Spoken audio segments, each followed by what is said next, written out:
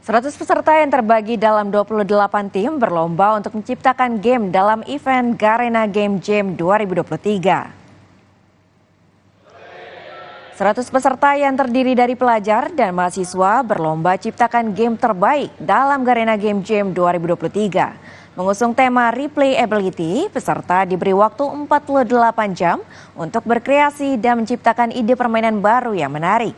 5 tim terbaik akan berkesempatan mempresentasikan karya mereka secara langsung di hadapan Dewan Juri untuk selanjutnya dinobatkan sebagai pemenang.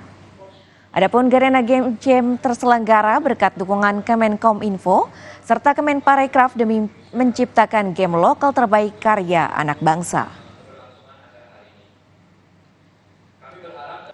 Mungkin seperti yang tadi kita sebutkan ya, Garena Game Jam 2023 ini kita adakan sebagai wadah atau platform juga bagi para developer muda di Indonesia. Jadi ada ajang juga buat mereka cari pengalaman, memperkuat networking juga, dan juga berkompetisi untuk menjadi salah satu yang terbaik dari acara Garena Game Jam ini.